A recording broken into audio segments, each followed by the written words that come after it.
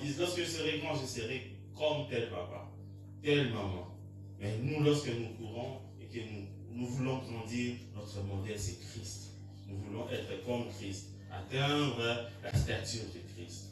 Alors, nous nous sommes dit qu'il y avait certaines vérités à mettre en place le mercredi passé. Parce que quand il faut détruire, on peut venir détruire sans règles, on va détruire. Mais lorsqu'il faut construire, il faudrait respecter certaines règles. Alors nous avons rappelé que grandir spirituellement ne dépend pas seulement de la connaissance de la parole de Dieu comme ça. Tu te dis que je connais la parole, je connais la Bible, je connais de Genèse jusqu'à Apocalypse, j'ai pu réciter n'importe quel verset. On s'est dit que pour croître, pour grandir, il faudrait connaître la parole et l'appliquer dans ta vie. C'est ce que nous devons faire. Pour croître, nous ne devons pas seulement dire qu'on connaît ceci. On a dit dans Josué 1, verset 8, où Dieu dit à Josué, il faut que ce livre de la vie ne s'éloigne pas de ta bouche. Tu dois le répéter, tu dois en faire une vie. Il y a des versions qui disent, tu le répètes chaque jour, tu dois le répéter chaque jour. Parce que Israël avait besoin d'un dirigeant, un bon dirigeant. Moïse venait de mourir et remplacer Moïse n'était pas chose facile. Il y avait la peur. Lorsque tu veux grandir, avancer d'un pas, il ne faudrait pas t'éloigner de la parole de Dieu. Il ne faudrait pas écarter la parole de Dieu, ou soit avoir juste une connaissance superlative. C'est-à-dire que je connais les versets de la Bible, je connais ceci, je connais cela, mais il faudrait en faire une vie. Il faudrait que ça soit une identité. Et la deuxième chose que nous nous sommes dit le mercredi passé, que la croissance ne se mesure pas selon les calendriers. Ne se mesurera pas seulement selon les calendriers. On a dit qu'on n'a pas exclu le fait que quelqu'un qui a reçu Christ depuis longtemps puisse grandir. On ne l'exclut pas. Mais ce n'est pas une condition sine qua non pour dire que telle personne a grandi. Parce qu'il a reçu Christ il y a 20 ans et absolument il a grandi. Des 20 ans. La croissance ne se mesure pas dans les calendriers. On a lu dans Hébreux 5 où on est en train de parler des Hébreux qui devaient déjà croître, ils devaient déjà être des enseignants, mais ils étaient encore là au pied des autres pour apprendre. Combien d'entre nous avons reçu Christ il y a cela des décennies, mais il y a des rudiments de l'évangile que nous ne connaissons pas. Il y a des rudiments de la foi chrétienne. Lorsqu'on quelqu'un te pose même la question en route, dis-moi, en quoi tu crois? Quel est le credo? C'est quoi se base votre foi? Tu vas te dire que je dois appeler les pasteurs, je dois aller voir les anciens, je dois voir ceci. J'ai quand même oublié certains passages. Mais tu as fait 15 ans. Si on te demande, ta foi est basée sur quoi? C'est quoi la résurrection? Ce sont des choses élémentaires. Ça ne demande pas que tu puisses avoir 30 ans d'expérience pour connaître cela. Tu dois connaître en qui tu crois, pourquoi tu crois en lui, quelle est la base de votre foi. Tu es protestant, pourquoi tu es protestant?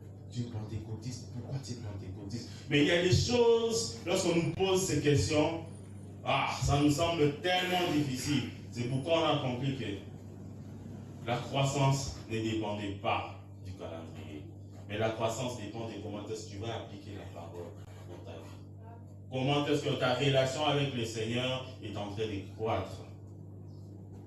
La croissance ne dépend pas du niveau de l'amour de Dieu dans notre vie. Cela ne veut pas dire que ceux qui sont en train de croître, c'est parce que Dieu les aime tellement. Non, Dieu nous aime tous de la même manière. Un parent peut aimer les enfants de la même manière, mais croître dépend de ce que chaque enfant est en train de faire. Il ne faut pas dire que mon frère juré est en train de croître parce que Dieu l'aime tellement, Dieu l'apprécie tellement. Non, il est en train de croître parce qu'il a développé une certaine attitude avec Christ. C'est parce qu'il a appliqué la parole de Dieu dans sa vie. Mais cela veut dire que lorsque tu as fait 6 ans et que tu n'es pas en train de croître à la vitesse de ton âge, cela ne veut pas dire que Dieu ne t'aime pas.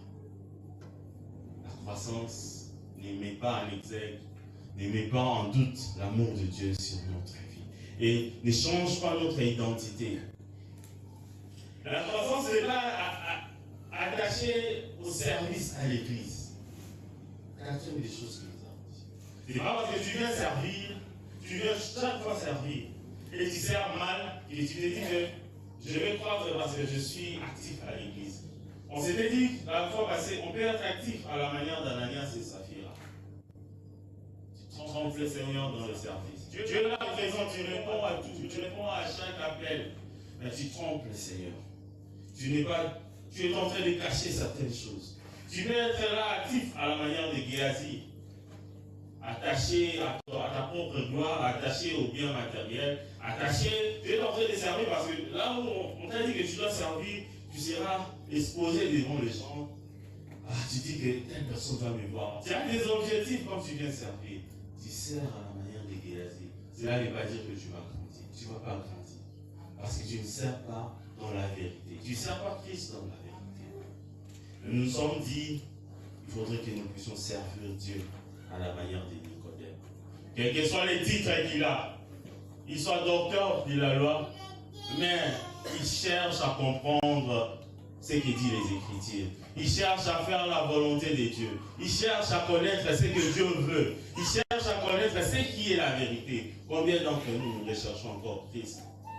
Il suffit qu'on chante 2 ou 3 fois. Il suffit qu'on serve 2 ou 3 fois et qu'on ait apprécié. La prochaine fois, on ne cherchera plus Dieu avant de servir. On s'est dit que non, ça va. On m'a déjà donné assez de gloire. Cela veut dire que dans l'obé, nous avons vu des gens servir. Excusez-moi, je vais toujours parler d'Akora parce que je viens de là.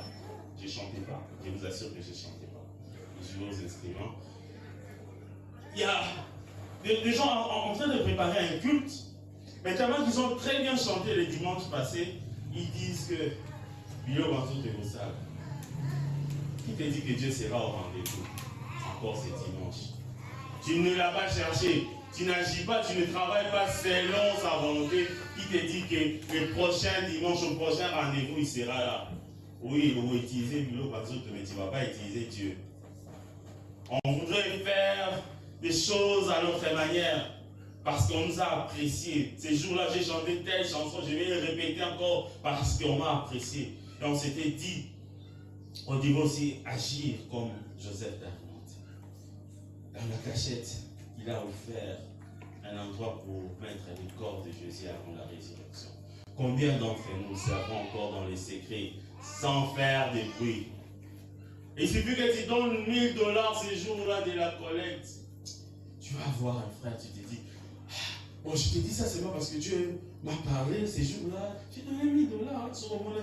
Comme ça, il y a moi, c'était moi. Je te dis ça, je te rends ce témoignage. Ce n'est pas un témoignage, beaucoup de témoignages que nous recevons, c'est juste c'est faire gloire. C'est donner gloire nous-mêmes. Qui peut encore servir dans les secrets? Tu as accompli quelque chose de très merveilleux. C'est toi qui as cassé les chaises, mais tu restes dans les secrets. C'est toi qui as prié pour nous le matin. Et tu as vu tout ce qui va se dérouler dans le culte. Mais tu gardes silence. Tu agis dans les secrets. C'est comme ça que nous devions servir le Seigneur. Et nous sommes posé la question, comment grandir? Et là, nous avons lu dans 2 Samuel 5, verset 10, où la Bible nous dit, David continua et devint grand. Et l'Éternel des armées était avec lui. On s'était dit que dans ce passage, lorsque nous rentrons dans la langue à laquelle elle a été écrite en hébreu, il y a 3 verbes qui sortent de là. Il y a continua et devient grand. Et l'Éternel était avec lui. Nous avons un verbe yalak qui veut dire avancer, aller, grandir en avançant. Nous voulons dire que lorsque nous grandissons, il faudrait faire un pas en avant. Lorsque nous grandissons, on ne doit pas rester statique, on ne doit pas faire les staticos, rester sur place. Mais lorsque nous grandissons, nous devons faire un pas de l'avant. On a trouvé encore un autre verbe, Allah, qui veut dire grandir dans une marche juste. Lorsque nous voulons grandir avec le Seigneur, nous devons marcher dans la justice. Tu ne vas pas grandir en te compromettant, en faisant n'importe quoi, en étant dans tout, sauf rien. Tu es avec le Seigneur. Tu continues à avoir des histoires qui te salissent. Tu continues à faire des choses qui sont interdites par la parole de Dieu. Tu ne vas pas grandir. Et on a trouvé un 3e verbe d'Adon qui dit grandir en grandeur. L'influence. Les chrétiens, nous devions influencer notre environnement. Combien d'entre nous ne l'influençons pas?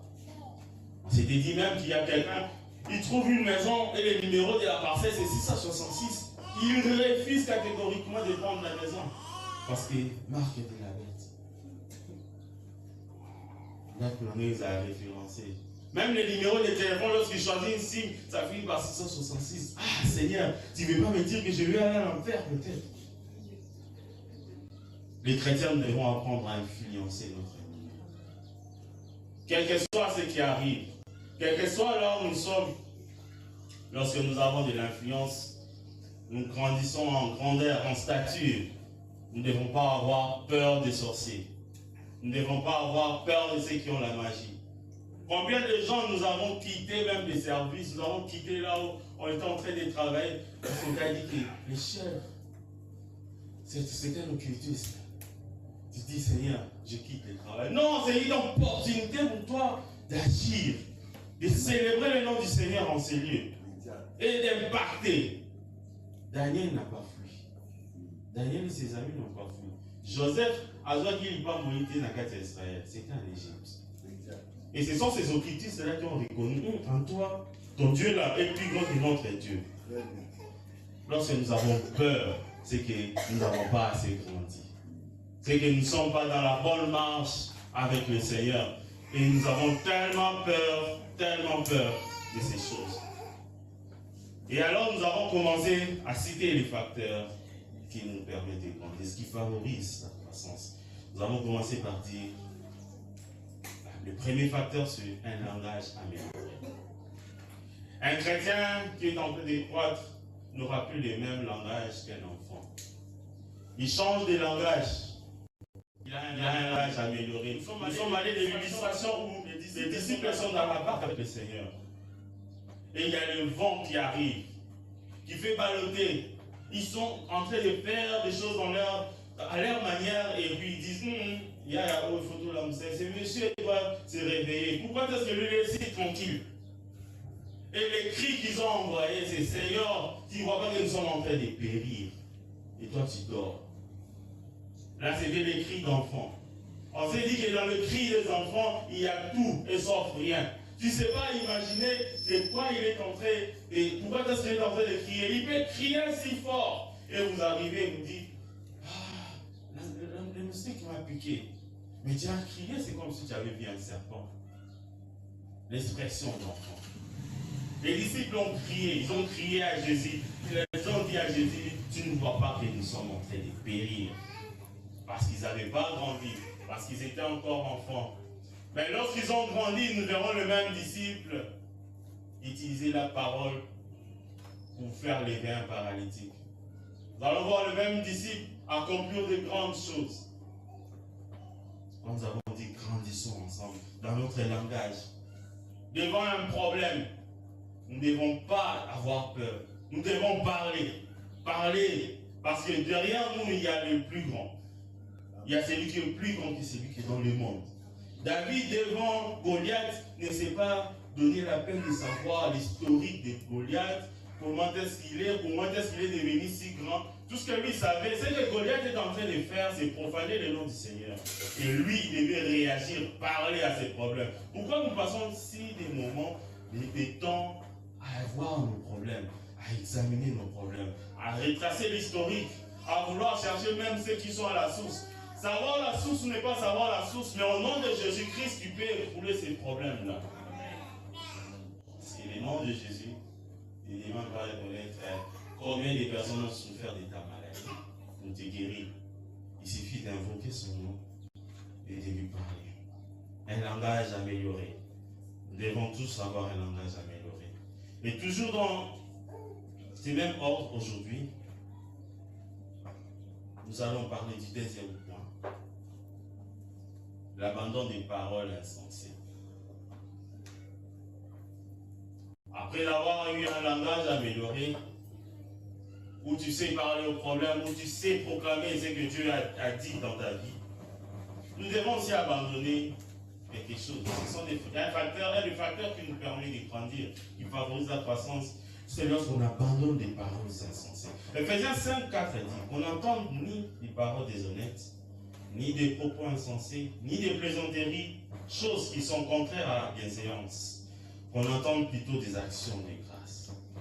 Le sous-premier point des paroles insensées, nous avons les paroles grossières. Nous devons abandonner toutes ces paroles qui ne donnent pas de la valeur, qui ne reflètent pas ce que nous sommes en Christ. Nous passons tant des moments à faire des plaisanteries, à dire des choses sur les gens, à profaner même la parole, à détourner. Lorsqu'il y a quelqu'un qui fait une blague sur Jésus, qui dit des choses contraires à la foi chrétienne, qui fait des fausses blagues, nous sommes là, nous chrétiens, en train de les écouter. Nous sommes là en train de les appréhender. Alors que dans Romains 10, 17, il est dit, ainsi la foi vient de ce qu'on entend. Et ce qu'on entend vient de la parole de Dieu.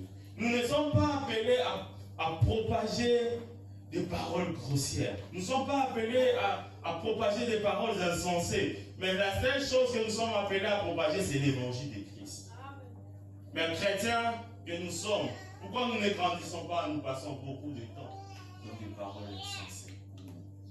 Nous parlons de tout et de rien. Là, tu peux avoir tout le temps du monde. Tu peux même oublier que tu dois faire ceci, faire cela, faire pour lire la parole de Dieu. C'est là où on se rappelle que non, je devais avoir un devoir, je devais faire ceci, je dois pousser de l'eau.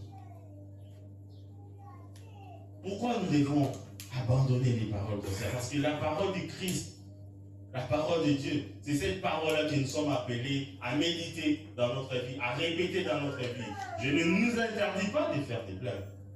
Loin de là. Mais c'est là que ne soit pas la principale activité que tu as en tant que chrétien. Ta foi est en train de faiblir parce que tu passes aussi ton temps à écouter des paroles grossières. Pourquoi aujourd'hui, chrétiens, nous sommes en train de nous demander pourquoi je ne dois pas écouter la musique païenne. Et pourtant, il parle de l'amour, ou peut-être qu'il parle de des choses. Oh, musicien, là, pour tout, satanique. Mais qu'est-ce que tu entends chaque jour? Ce que tu entends chaque jour, c'est ce que tu seras. Ce que tu entends de temps en temps, c'est ce que tu vas appliquer dans ta vie de tous les jours. Combien de gens n'ont pas tué leur famille parce que dans la musique, là, on a dit ceci. Parce que dans la musique, là, on a proclamé ceci. Je sais ce que je dois faire. Des paroles insensées. Le deuxième sous-point, ce sont la médisance que nous devons écarter. Dans les paroles insensées, le deuxième point, la médisance. Combien d'entre nous ne nous parlons pas en mal de nous, des autres personnes en leur absence?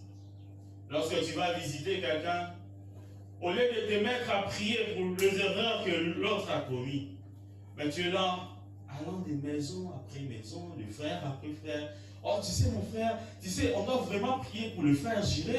Ces derniers temps, j'ai constaté qu'il commence à voler.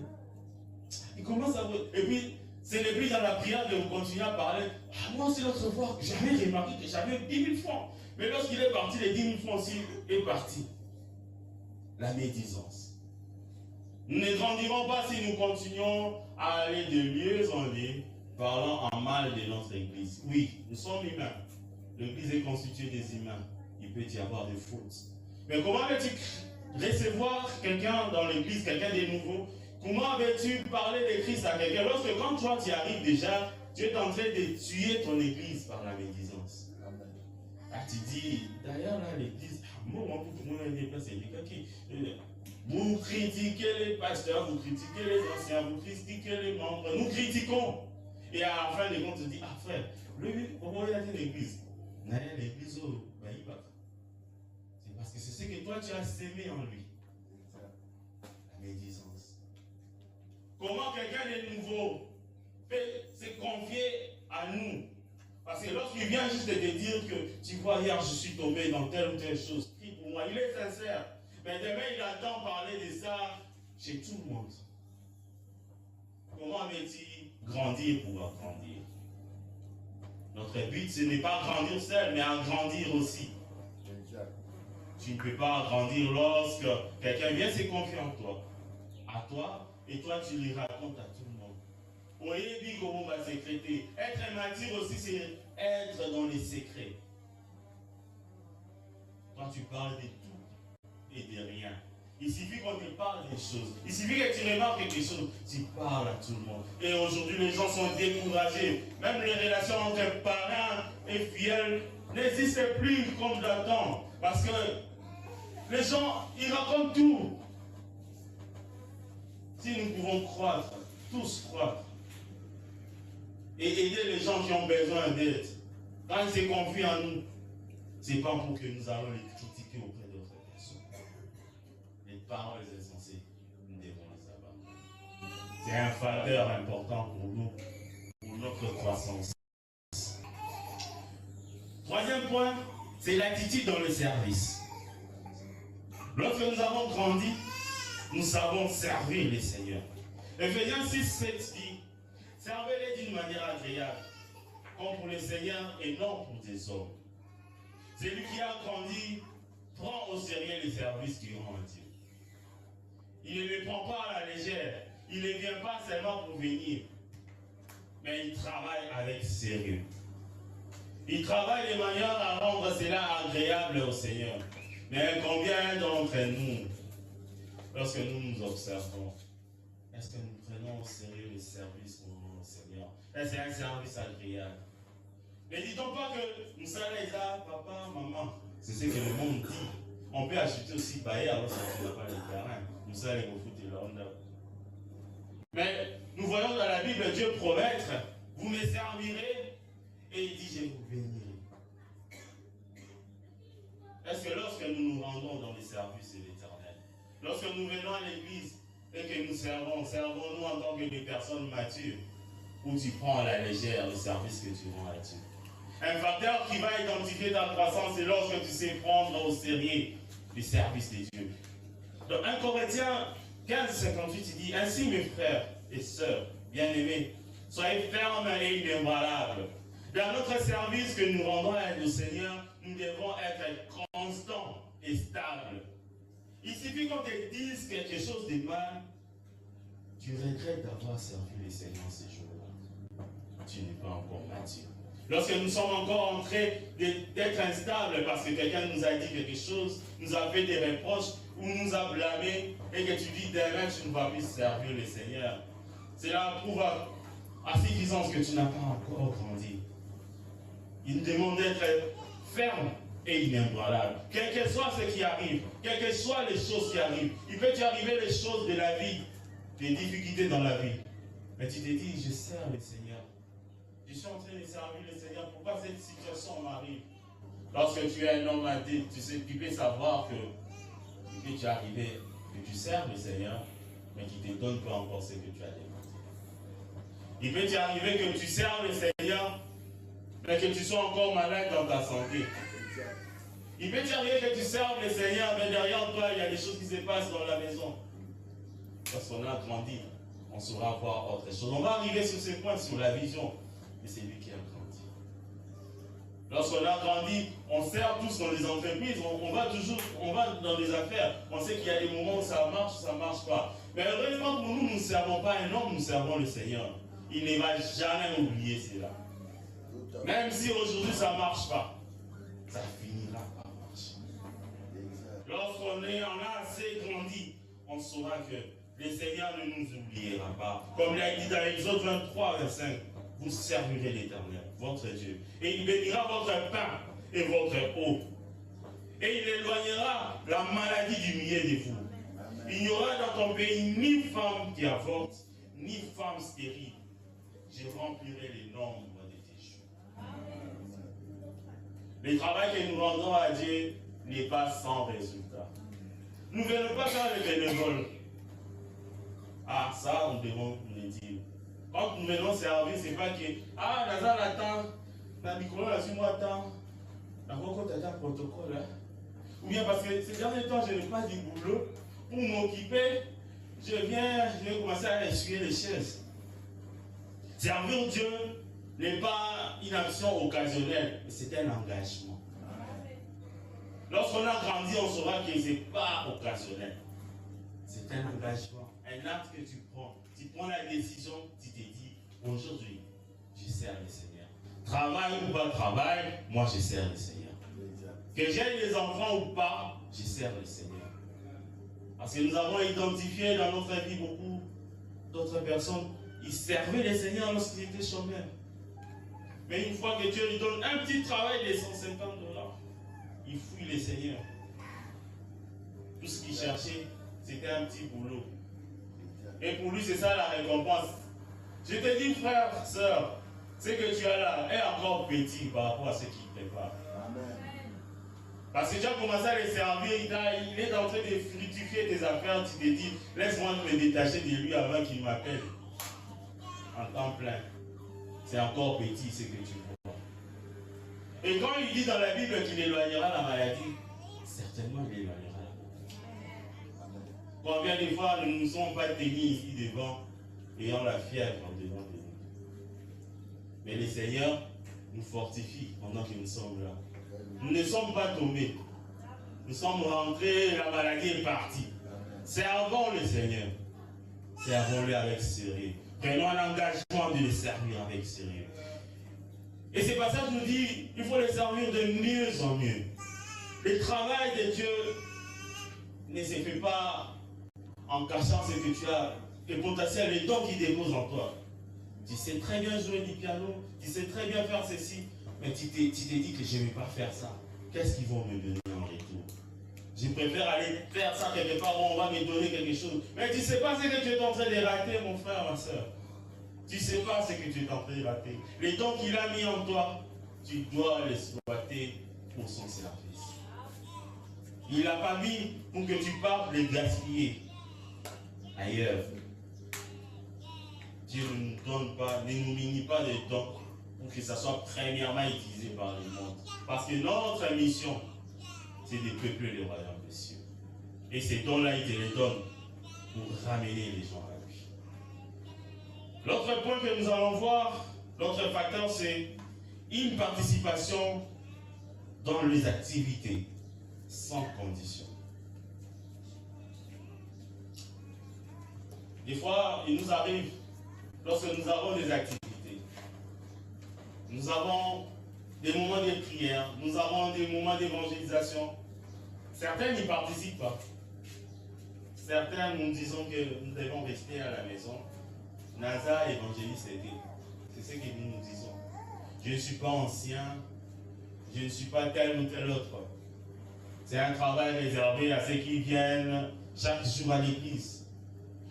Un facteur qui montre que nous avons grandi lorsque nous participons aux activités qui ramènent les gens à Christ. Lorsque nous participons aux activités pour peupler le royaume des cieux. Nous allons prendre la définition de la musique. La musique, on dit que c'est une combinaison de sons de façon agréable à l'oreille. Lorsque nous sommes dans la musique, c'est lui qui joue au tam-tam, instrument ancestral, et c'est lui qui joue au piano digitalisé, haute technologie. Tous deux sont en train de faire la même chose. Ils poursuivent le même but. Qu'est-ce qu'on veut dire par là? Que tu sois le protocole, que tu sois le pasteur, que tu sois l'ancien, que tu sois les godines, chacun joue une partition dans l'œuvre de Dieu. Amen. Si le protocole n'était pas arrivé aujourd'hui, on allait peut-être vous prêcher, chacun allait chercher sa chaise, vous allez voir comment ça allait être ennuyant. Certains même allaient rentrer parce que là, il doit quitter. Et surtout certains qui ont la phobie de passer devant les gens, ils se disent que comment est-ce que je vais passer? Si nous étions là, que moi j'animais ici pour chanter avec ma voix, peut-être ça allait vous déranger. Vous n'allez pas bien prier. Chacun dans l'œuvre de Dieu joue une partition qui est essentielle. Ne nous minimisons pas. Lorsque nous avons grandi, nous savons tous quel est le rôle à jouer dans le service. Quel est le rôle à jouer pour atteindre tel but dans notre église locale. Il ne faut pas te soustraire.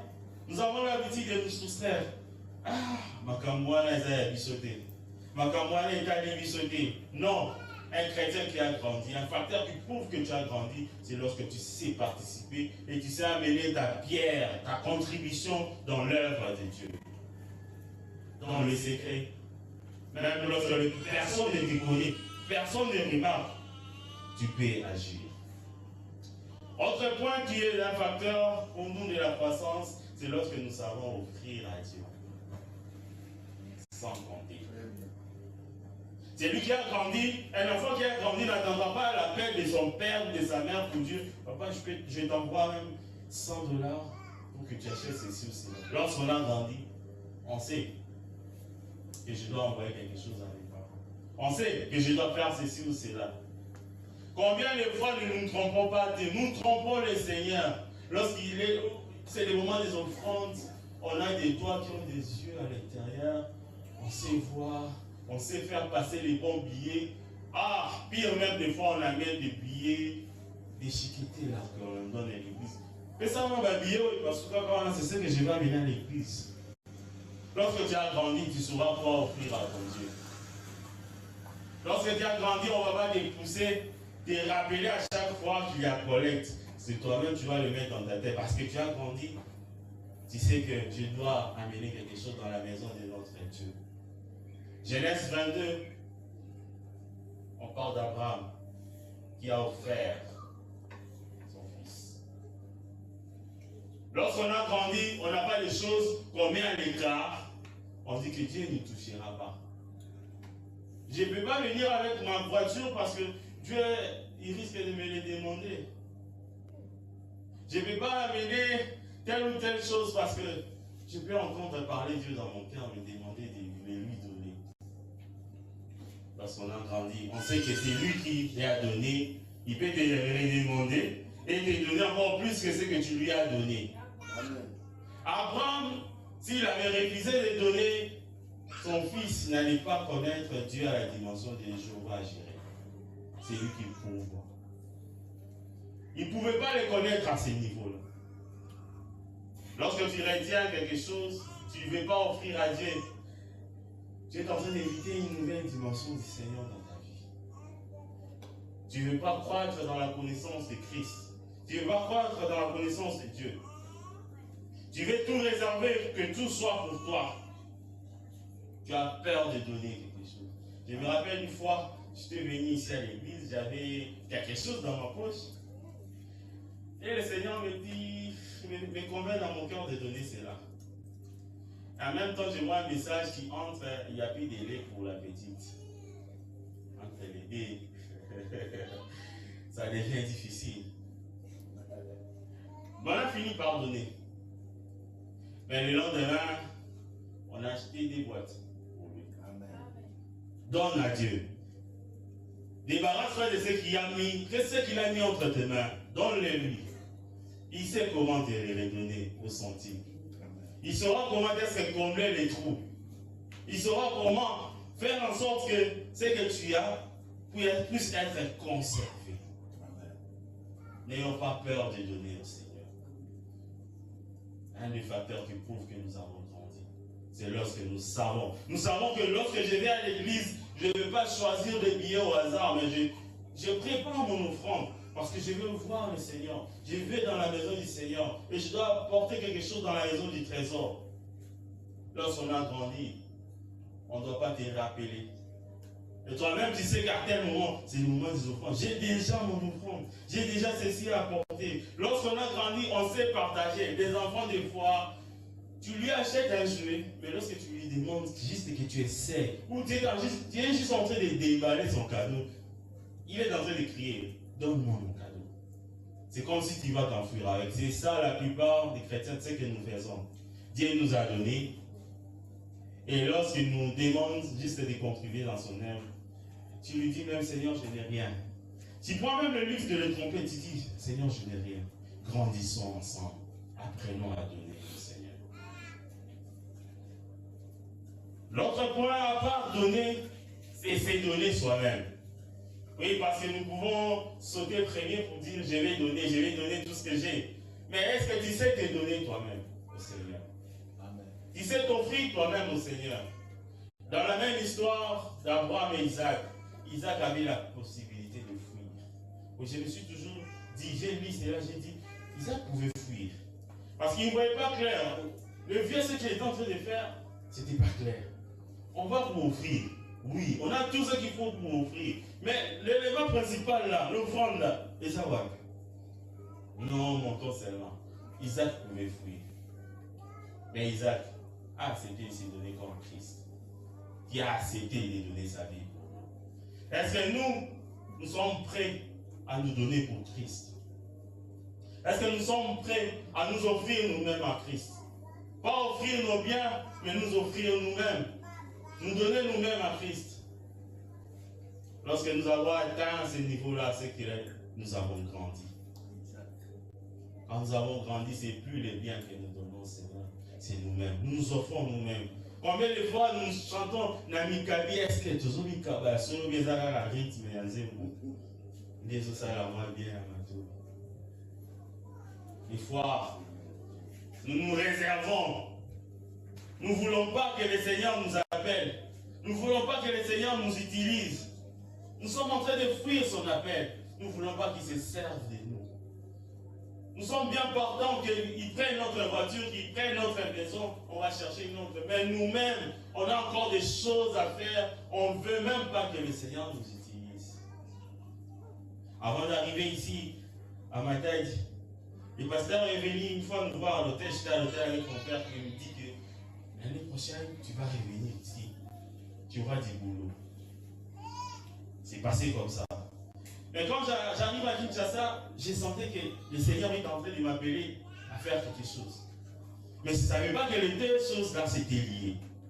Le Seigneur me mettait à cœur. Il y avait des moments où j'ai passé avec mon épouse, on est en train de chercher des vérités sur la Bible, on est en train de partager sur la Bible.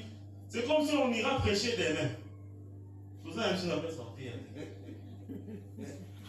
On fait des recherches là compliquées. Pourquoi le Seigneur avait dit cela? Pourquoi dans la Bible? On ne savait pas qu'il nous préparait à des choses. Et lorsqu'il nous a appelés, on a répondu oui. Sommes-nous prêts à répondre oui au Seigneur pour son œuvre? Ou sommes-nous prêts juste à donner quelque chose au Seigneur? Dieu prend ceci, prend cela, mais moi-même, je ne veux pas me donner. Lorsque nous avons grandi, on va se comporter comme Isaac. Même si on ne trouve pas l'offrande, mais comme papa a dit ceci, montons. Et dis prêt à faire confiance au Seigneur. Si tu dis que je vais me servir de toi, et dis prêt à faire confiance au Seigneur. Ah Seigneur, obéis sa vie dans l'ail. Par contre, tu vas encore gagner beaucoup de respect. Beaucoup de respect. L'autre point, c'est la résilience. La résilience. La résilience, c'est cette capacité de faire face ou à surmonter des situations difficiles. Selon la Bible, nous pouvons dire que la résilience, c'est cette capacité à surmonter les difficultés et les épreuves en s'appuyant sur la foi en Dieu. La résilience. Combien d'entre nous sommes prêts à surmonter des difficultés? Combien d'entre nous ne cédons pas à la première épreuve qui nous arrive? Les épreuves ne sont pas là pour nous tuer, les épreuves ne sont pas là pour nous détruire. Les épreuves sont des tremplins qui nous permettent de passer à un niveau supérieur. C'est lui qui a grandi. Il saura que telle difficulté, ça m'arrive. C'est pour que je fasse ceci et pour que demain, je sois celui-là. Parce que lorsque nous lisons Psaume 23, ça commence bien, l'Éternel est mon berger. Je ne manquerai de rien. Ah, mais dans le verset qui suit là, tu verras qu'après avoir été dans le vert pâturage, tu dois passer aussi dans la vallée de l'ombre de la mort. Lorsque tu as grandi, tu sauras qu'après la vallée de l'ombre de la mort, il me trouvera une place parmi les grands. Pourquoi avons-nous peur des épreuves? Parce que nous n'avons pas assez grandi. Et parce que nous n'avons pas assez confiance au Seigneur. C'est pour être dans la résilience, pour tirer sa force dans la résilience, il faudrait avoir confiance en Dieu. Quel que soit le chemin par lequel il t'amène. Seigneur, tu veux que je sois celui-ci, que je sois celui-là. Mais les chemins que Dieu est en train d'emprunter avec moi, ça m'amène de l'autre côté. Fais-lui confiance. Il sait dans quoi il t'amène. Il sait dans quoi il est en train de te conduire. Des fois, nous sommes prêts à dire au Seigneur, non, arrête-toi, tu t'es trompé des GPS. Est-ce que les coordonnées géographiques que tu as dit pour m'amener, ce sont les bonnes? Seigneur, tu m'as dit que je serai grand. Mais les lots, nous avons 100 francs. Les lots, nous avons 1000 francs.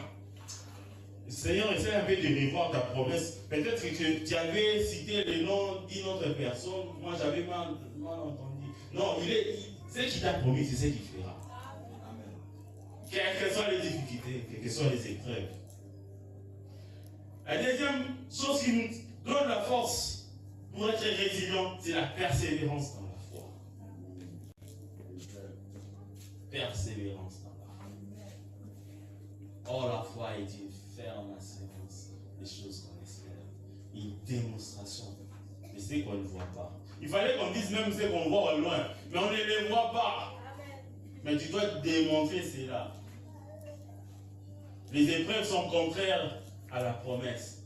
Alors, les pasteurs avaient prié pour toi, ils avaient dit cette année, il y aura de grandes choses. Ah, et surtout qu'en décembre, on doit suspendre certaines choses.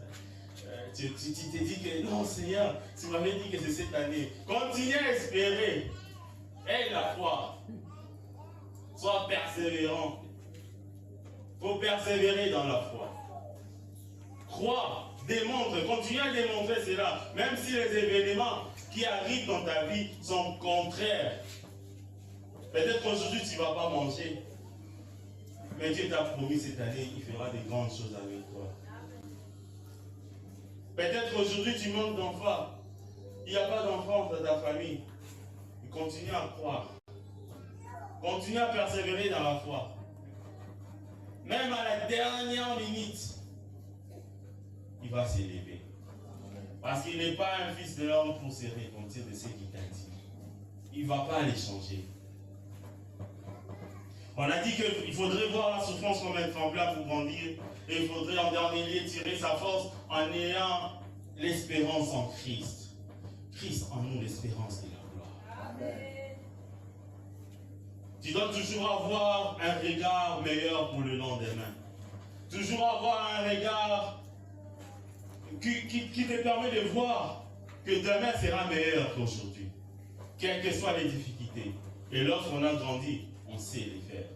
Un enfant peut crier, un enfant peut pleurer, un enfant peut se dire que ça ne va pas marcher parce qu'il ne sait pas ce qui est prévu. Mais celui qui a grandi, il sait dire que, il sait lire ce que Dieu est en train de faire. Il sait lire ce qui est en train de se passer dans sa vie. Et il sait que demain, ça ira mieux. Demain, ça va changer. Et le dernier point que nous allons aborder, c'est le regard vers Jésus. C'est lui qui a grandi, il ne jette pas son regard vers les difficultés, vers ce qui est en train de tourmenter sa vie, mais il jette son regard vers Christ. Pourquoi? Regarder à Christ devient un facteur de croissance. Parce que, on sait reconnaître son influence.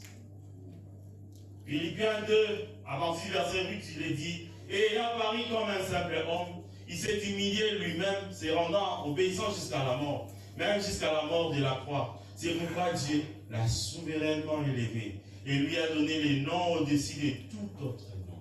Afin qu'au nom de Jésus, tous genoux fléchissent dans les cieux, sur la terre et sous la terre. L'influence de Jésus ne s'arrête pas à un lieu précis. L'influence de Jésus, ce n'est pas un certain nom qui doit faire juste un groupe de noms qui doivent fléchir devant Christ. Nous regardons à Jésus. Lorsque nous avons grandi, nous regardons vers Jésus parce que nous savons que c'est lui qui peut résoudre tout problème que nous avons. Quels que soient ces problèmes qui sont devant nous, quelles que soient les difficultés, nous savons qu'il a reçu le nom au-dessus de tout autre nom. Un philosophe disait, chaque problème a un nom. En fait, ce n'est pas les problèmes en soi qui nous dérangent, mais c'est l'idée que nous faisons de ces noms-là. Quand tu te dis, il est atteint du Covid, seulement dire Covid, on s'imagine tout ce que la Covid peut faire, dans quoi il peut nous amener, et les gens pouvaient mourir. Peut-être dans un la Covid, mais à Koufa, la combat Covid. C'est pourquoi Dieu a pris la résolution de nous donner les noms qui est au-dessus de tout autre nom. Quand tu imagines ces noms-là, qu'est-ce que tu vois? C'est lui qui est assis sur le trône. Quand tu imagines ces noms-là, tu vois, en son nom, nous pouvons être guéris de cette maladie, de toute autre maladie. En son nom, nous pouvons ouvrir des portes qui sont fermées depuis des années. Sur quoi tu jettes ton regard? Est-ce que c'est les problèmes qui ont plus d'influence dans ta vie que Christ? Lorsque tu as grandi, tu sais reconnaître que c'est l'influence du Christ. La deuxième des choses, pourquoi nous devons jeter notre regard vers le Seigneur? Parce que c'est une lampe à nos pieds. Lorsque nous marchons, nous savons que Jésus-Christ, le Seigneur, qui est la parole incarnée en chair, c'est celui-là qui nous conduit. Nous pouvons lire dans Psaume 119, à partir du verset 104, « Par tes ordonnances, je deviens intelligent, aussi j'ai hais toute voie des mensonges. Ta parole est une lampe à mes pieds et une lumière sur mon sentier.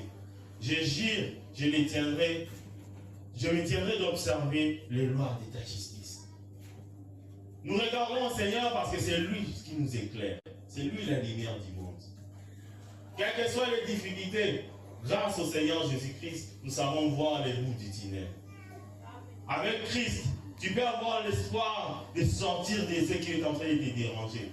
Avec Christ, tu sais voir au-delà des difficultés, au-delà de toute montagne qui est en train de s'ériger devant nous. Pourquoi nous regardons à nos problèmes?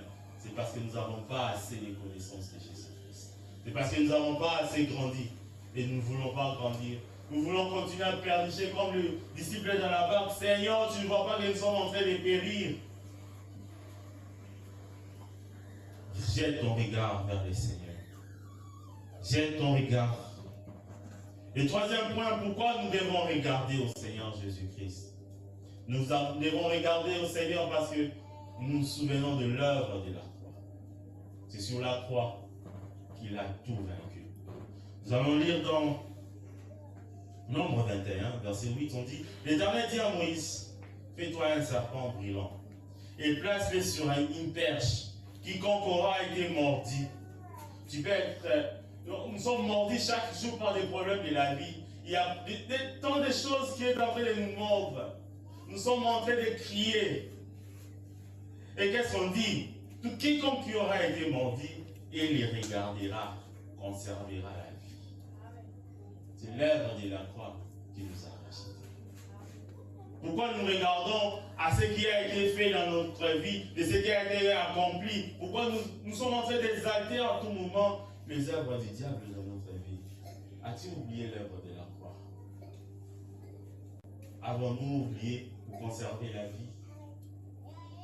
Le Seigneur est allé sur la croix et sur la croix, il a payé toutes nos dettes. Sur la croix, il a tout pris à sa charge. Pourquoi nous devons regarder au Seigneur? Parce que vers le Seigneur, nous sommes tenus constamment dans sa présence. Et lorsque nous sommes dans sa présence, nous regardons vers lui. Nous ne regardons pas vers les problèmes. Mais lorsque nous retournons pour regarder les problèmes, notre visage est rayonnant de joie. Les gens ne savent pas nous reconnaître. Nous avons tellement de problèmes, mais nous sommes toujours joyeux. Nous avons tellement de situations difficiles, mais nous conservons la paix. C'est parce qu'on se tient constamment devant l'Éternel. Il est en train de transformer notre vie. Lorsqu'on a grandi, on ne regarde plus nos problèmes. Lorsqu'on a grandi, ce n'est pas vers les personnes que nous nous confions. Nous nous confions en Christ. Nous nous confions en lui parce que c'est lui qui a la solution. Regardons et apprenons à regarder vers Christ. Autre chose, nous tournons vers lui parce que c'est lui le seul à résoudre nos problèmes, le seul à nous sortir des difficultés. Nous nous retournons vers lui parce que c'est vers lui que nous serons transformés. Transformés à une personne meilleure. C'est lui qui peut nous délivrer de tout ce qui nous fait peur. Lorsque nous avons grandi, nous regardons vers le Seigneur parce que nous savons que c'est lui notre seul abri. Et nous ne devons pas aller chercher refuge auprès d'autres personnes. Et lorsque nous regardons au Seigneur, notre bouche est remplie d'adoration et de louanges. Quelles que soient les difficultés. Genèse 29, à partir du verset 34, On parle de Léa. Elle devait encore enceinte et enfanta un fils. Et elle dit, pour cette fois, mon mari s'attachera à moi, car je lui ai enfanté 3 fils. C'est pourquoi on lui donna les noms de Lévi. Et elle devait encore enceinte et enfanta un fils. Et elle dit, cette fois, je louerai l'Éternel. Elle a cherché comment plaire, comment faire. Des fois, nous cherchons comment résoudre nos problèmes. Comment nous pouvons sortir de ces problèmes? Comment nous pouvons sortir de telle situation? Mais lorsqu'on a grandi, lorsque la croissance est en train de s'appliquer dans notre vie, on saura qu'il y a des situations, mira Jéricho, nous allons la marteauter, mais toi, la louange, l'adoration. Nous savons que devant cette situation, il n'y a pas autre chose à dire. Je n'ai qu'à louer et à glorifier le Seigneur. Et ne peut le faire que quelqu'un qui a grandi. Lorsque nous avons atteint la croissance, pas parfaite, mais nous sommes en train de croître dans la vie chrétienne, dans notre vie spirituelle. Nous savons que telle ou telle chose, je ne peux pas les faire de ma propre force.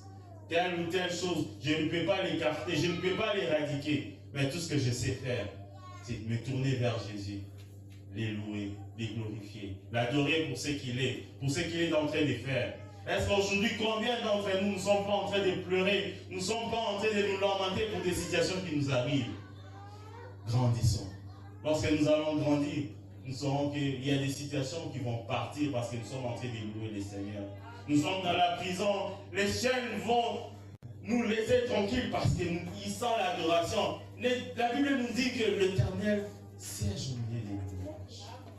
Lorsqu'il est en train de siéger, quand est-ce qu'on siège? On siège pour avoir des décisions. On siège pour prendre des décisions, pour tirer des ordonnances. Lorsqu'on siège, il doit avoir quelque chose qui doit changer dans la vie. Et il siège au milieu des louanges et d'adoration. Pourquoi tu continues encore à ces temps-ci à te lamenter, à avoir ces langages d'enfant? Continue à te dire, Seigneur, pourquoi ceci m'arrive? Je te demande ce soir, glorifie le Seigneur. Apprends à les hâter. Lorsque tu vas les hâter, tu vas les glorifier. Tu vas attirer qu'ils puissent siéger. Laisse que ce soir, le Seigneur puisse siéger pour résoudre les problèmes de quelqu'un. Qu'il puisse siéger pour t'écarter des dangers. Qu'il puisse siéger pour changer ta situation. Grandissons et apprenons à louer le Seigneur. Pour ce soir, nous allons nous arrêter ici. Et prochainement, nous allons voir les fruits de l'esprit. Comment grandir en estimant les fruits de l'esprit. Nous sommes en train d'étendre petit à petit à la fin de nos enseignements. Que le Seigneur nous aide à les finir et à croître ensemble. D'accord.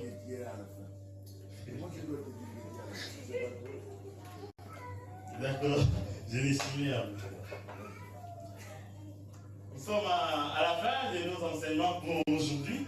Je ne sais pas s'il y a des questions en rapport avec ce que nous avons vu ce soir.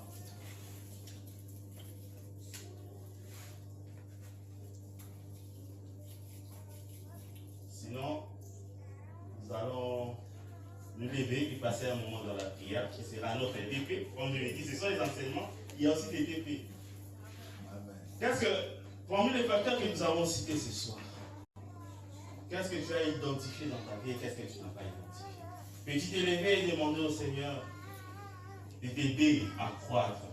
Les choses qui sont en train de manquer en toi, peut-être que c'est le langage que tu n'as pas. Tu ne sais pas parler devant le problème, tu ne sais pas parler devant les situations, tu n'as pas un langage amélioré. C'est peut-être que tu ne sais pas tourner ton regard vers le Seigneur. Il y a tellement de problèmes qui sont en train de te déranger. Et tu es en train de te focaliser sur ça. Tu ne sais pas regarder vers le Seigneur. Tu peux élever la voix, prendre un temps de prière, demander au Seigneur que tu puisses croître. Que nous puissions croître, nous puissions grandir. Que nous ne soyons pas ces gens qui passent leur temps à parler en mal des autres. Mais nous passons notre temps à prier pour les autres, à les porter dans notre prière, les faire fardeau, les apporter au Seigneur. Parler de cela au Seigneur. Élève d'avoir pris. Que le Seigneur nous aide à grandir. Qu'il aide toute l'Église à grandir. Et nous grandissons pour agrandir. Quels sont ces facteurs qui manquent encore dans ta vie? Quelles sont ces choses encore qui te manquent pour grandir? Quelles sont ces situations qui te retiennent encore pour grandir? Et Dieu nous aide à grandir. Seigneur, Dieu manifeste-toi dans chacun. Nous voulons grandir, Seigneur.